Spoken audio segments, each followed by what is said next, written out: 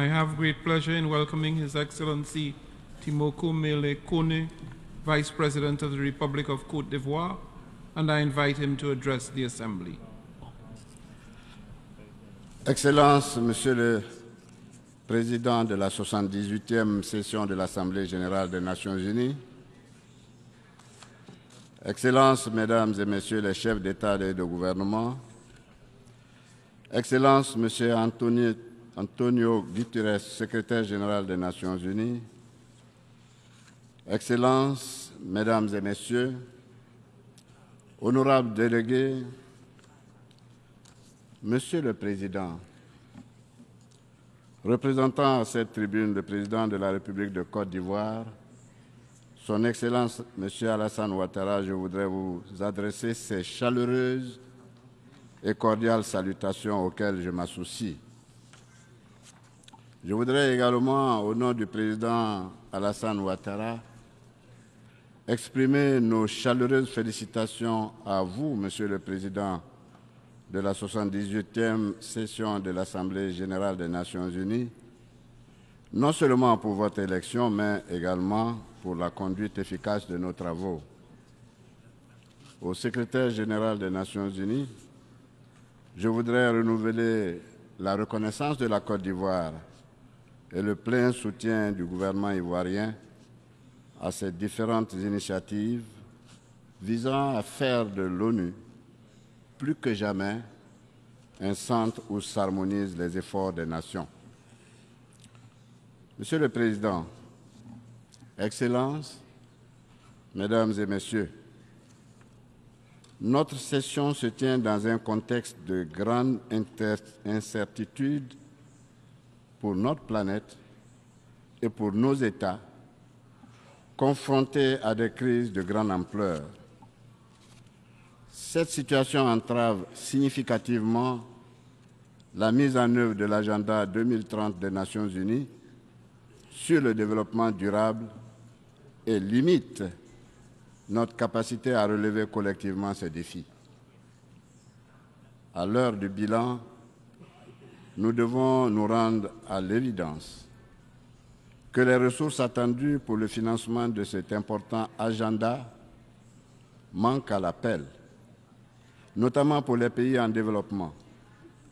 Face à ce constat, il nous faut agir vite et faire preuve de solidarité afin que le financement des objectifs de développement durable soit pérenne et prévisible.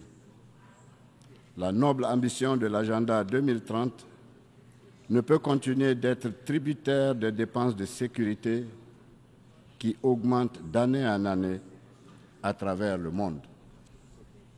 C'est pourquoi ma délégation salue la pertinence du thème de cette 78e session de l'Assemblée générale qui nous invite à davantage d'engagement et d'efforts pour atteindre les objectifs de développement durable. Nous devons, pour cela, réduire sans délai le coût des conflits qui minent le développement de nos pays en privilégiant la prévention des conflits et les mécanismes de leur règlement pacifique. Dans le même temps, nos gouvernements doivent renforcer la résilience de nos économies afin qu'elles contribuent au financement des ODD. C'est dans cette perspective que la Côte d'Ivoire accueille avec un intérêt tout particulier la proposition du secrétaire général d'un nouvel agenda pour la paix, destiné à repenser nos priorités en matière de préservation et de consolidation de notre sécurité collective. Monsieur le Président, Excellences, Mesdames et Messieurs, il est temps que la communauté internationale se mobilise et agisse afin que les partis au conflit en Ukraine et l'ensemble de leurs partenaires extérieurs s'engagent dans la voie d'un règlement politique de cette guerre. Au-delà du risque d'escalade de la violence et des atteintes aux droits de l'homme, ce conflit entretient l'inflation mondiale, engendre des pénuries de denrées alimentaires essentielles et menace de plonger des millions de personnes dans la famine. Au regard de sa portée, de ses conséquences et des flux financiers qu'elle mobilise, la guerre en Ukraine porte un coup certain au financement de l'agenda des ODD. Mon pays appelle également à la communauté internationale à s'engager aux côtés de l'Afrique dans la lutte contre les groupes armés terroristes qui déstabilisent des pans entiers du continent, du Sahel à la Corne de l'Afrique. La lutte contre le terrorisme coûte cher aux pays africains, et particulièrement à la Côte d'Ivoire, qui accueille, en plus de sur son sol, des milliers de réfugiés issus des pays voisins en crise. Ces importantes ressources financières manqueront à coup sûr au financement des dépenses prioritaires des ODD.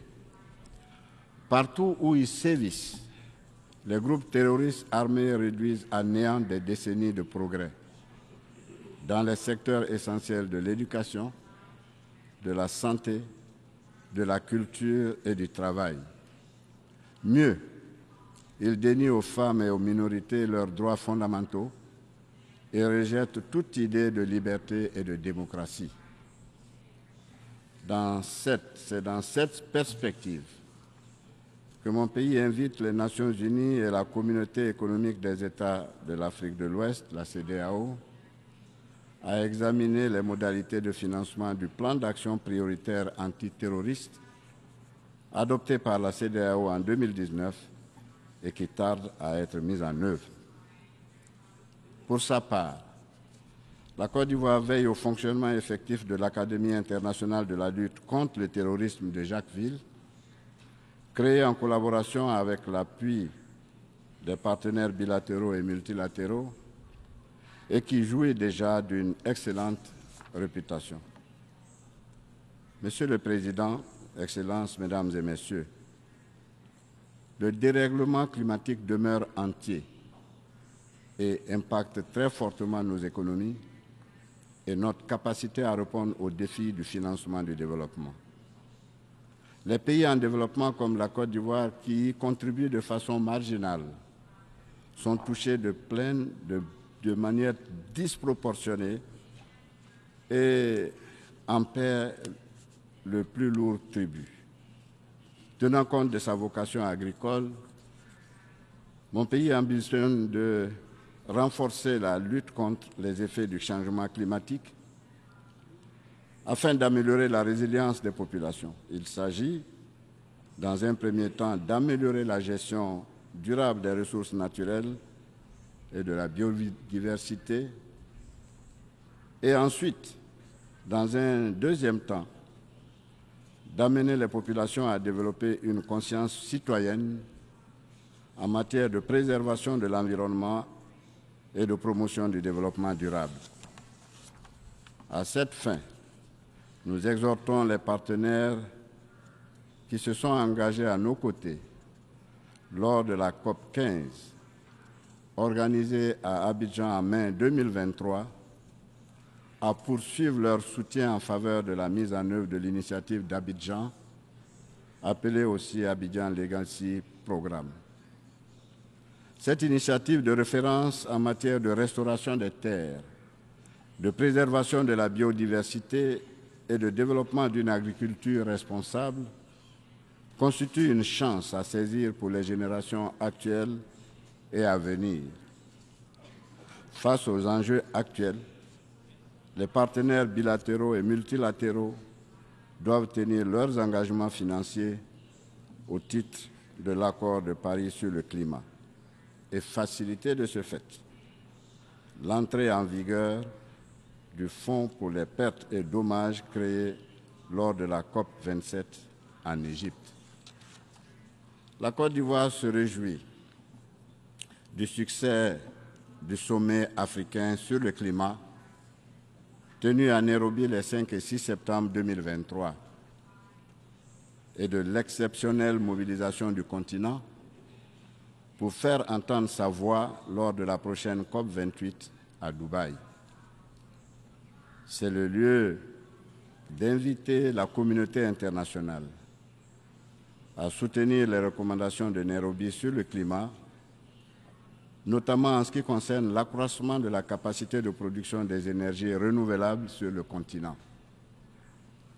La multiplication et l'enchaînement des épisodes climatiques violents constatés ces dernières années entraînent partout d'importantes destructions matérielles et des bilans humains dramatiques.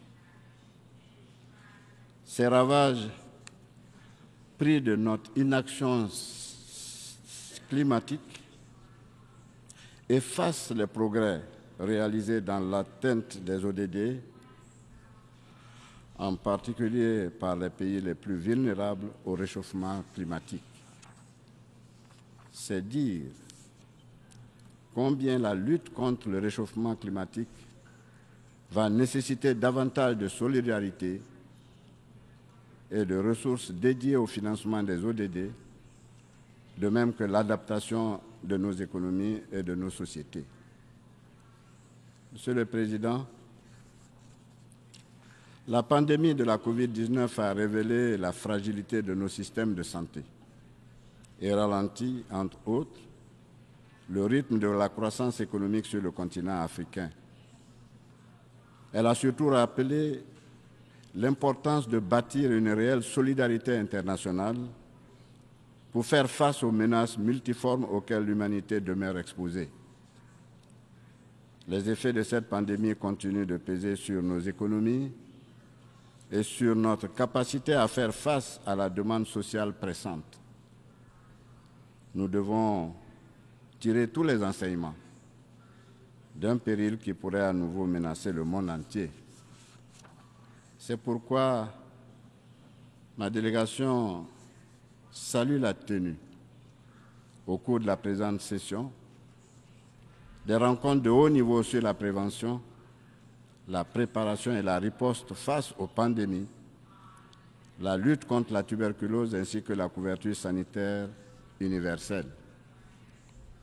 S'agissant de la couverture sanitaire universelle, je voudrais rappeler que mon pays s'est doté d'un régime dénommé couverture maladie universelle, entré en vigueur depuis octobre 2019. Je souhaite que le partage d'expériences au cours de cette session offre des opportunités pour le renforcement de nos systèmes de couverture sanitaire. Monsieur le Président, Excellences, Mesdames et Messieurs, sous l'égide du Président de la République, la Côte d'Ivoire consolide ses avancées démocratiques. En témoigne notamment le bon déroulement des récentes élections municipales, régionales et sénatoriales que nous venons d'organiser respectivement les 2 et 16 septembre 2023.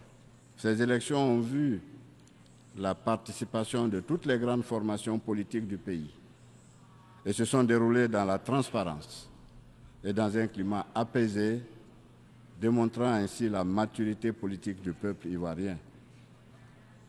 La stabilité, la paix et la démocratie qui règnent en Côte d'Ivoire permettent au président de la République, son Excellence M. Alassane Ouattara, de poursuivre son œuvre de transformation et de modernisation de son pays. Les progrès formidables réalisés par la Côte d'Ivoire dans tous les secteurs ont favorisé les avancées significatives dans la mise en œuvre des ODD. La solidité de l'économie ivoirienne a permis de baisser considérablement le taux de pauvreté, qui se situe aujourd'hui autour de 36% contre 56% en 2011. Ce taux devrait se réduire davantage et descendre à 20% en 2030. Dans le même temps, et depuis 2015, un ambitieux programme de filets sociaux productifs permet d'assister les ménages les plus démunis. Dans cette même dynamique, le gouvernement a adopté un programme social ambitieux, le PS-Gouv, qui permet de lutter contre les fragilités sociales.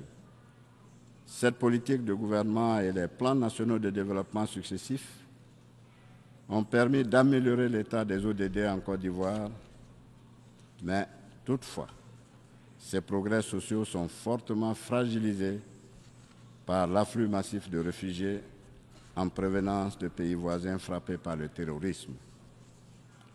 Monsieur le Président, Excellences, Mesdames et Messieurs, nous faisons tous le même constat. Nos États sont loin d'être dans la position de pouvoir réaliser des ODD d'ici à l'échéance 2030. Le financement de notre agenda du développement nous rappelle l'urgence d'inscrire notre action dans le cadre du multilatéralisme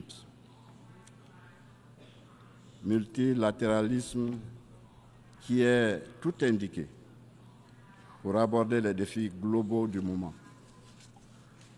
Il nous interpelle également sur la nécessité de réformer la gouvernance mondiale à tous les niveaux et à retrouver le sens de la solidarité entre les nations, un principe cher à son Excellence le Président Alassane Ouattara et auquel nous a également invité le secrétaire général, son Excellence M. Antonio Guterres, dans son discours d'ouverture de cette session.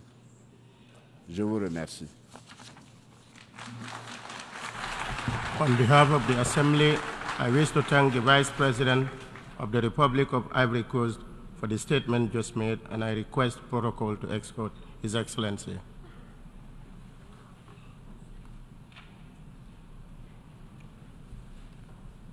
The Assembly will hear an address by Her Excellency Jessica Alupo, Vice President of the Republic of Uganda, and I request protocol to escort Her Excellency.